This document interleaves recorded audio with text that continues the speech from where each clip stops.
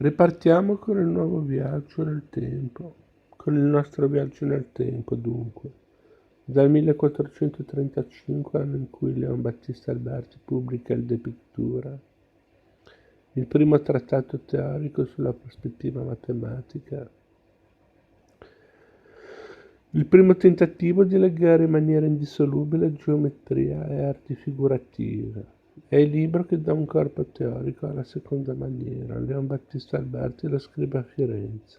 E non è un caso perché, come detto, il rapporto tra scienza ed Europa, già esteso nel corso del Bucento a gran parte del continente, è bruscamente interrotto dalla grande crisi sanitaria e finanziaria di metà Trecento, si riattiva nei primi decenni del Quattrocento con modalità inedite e pressoché esclusive proprio nella città toscana. La scienza europea all'inizio del XV secolo riparte da Firenze.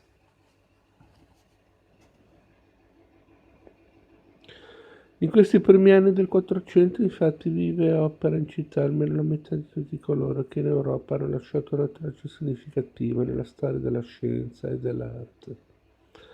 Due dimensioni della cultura umana che mai come in questo periodo dimostrano di essere inseparabili.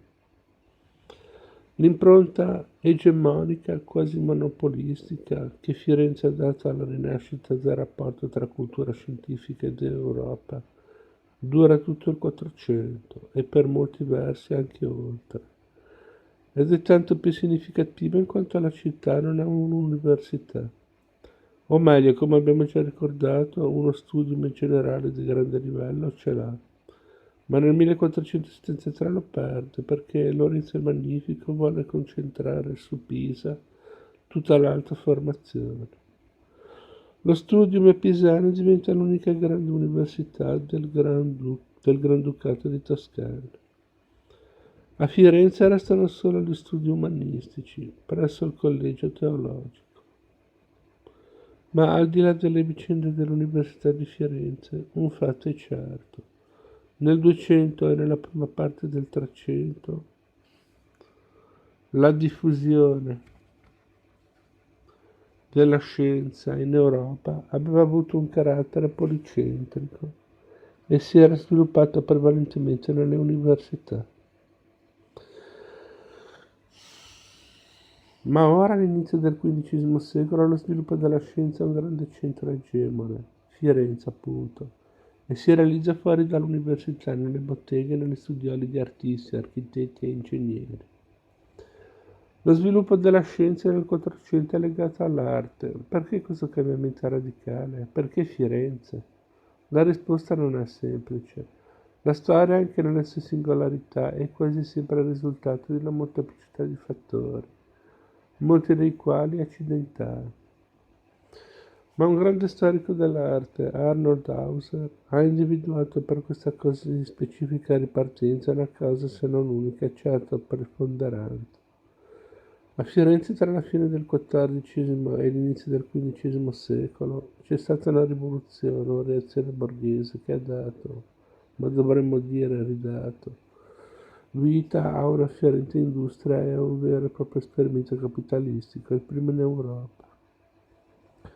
Questa causa ha determinato alcuni effetti a cascata, grandi investimenti nell'arte, in primis pittura, scultura, architettura, in un'arte in particolare che oggi chiamiamo rinascimentale, legata al realismo, alla natura, alla ragione e di conseguenza alla scienza. Dopo vari accadimenti e una certa confusione politica, la grande borghesia fiorentina torna solitaria al potere nel 1387, quando il governo del comune è affidato a Maso degli Albizi, che lo gestisce per ben 30 anni fino al 1417. Dopo la brevissima parentesi di Rinaldo degli Albizi, gli subentra Niccolò Dauzzano, che lo gestisce fino al 1431. Una lunga crisi politica ha trovato sbocco nel governo stabile di pochi, di un'oligarchia. Sono questi gli anni della fine sostanziale, ma non formale, del governo democratico di Firenze. Ebbene, sono proprio questi gli anni che ci interessano, perché sono quelli del Rinascimento che dà spazio a quegli artisti ingegneri a quelli artisti, ingegneri, che suggellano un'inedita alleanza tra arte e scienza. È un periodo ambiguo perché in questi anni la borghesia fiorentina, conservatrice in politica, esprime una capacità creativa senza precedenti in economia. La città riassume la sua primazia economica in Europa non solo come tradizione con la finanza, ma iniziando a produrre beni di alta qualità, soprattutto in quel settore tessile, lana e seta, che fornisce un reddito a metà della popolazione. La città diventa molto ricca grazie a un'ampia capacità di esportazione, oltre che alla crescita di una formidabile domanda interna. All'inizio del XV secolo dunque emerge una nuova Firenze, la grande borghesia nella sua struttura e nella sua cultura è in rapida trasformazione. Qualcuno sostiene che sia qui e ora che nasce il capitalismo moderno. Firenze fosse la prima città capitalistica d'Europa. Certo la città è nel pieno di un boom economico, produce sempre di più e consuma sempre di più, anche e soprattutto beni di qualità e con un alto valore aggiunto. Tutto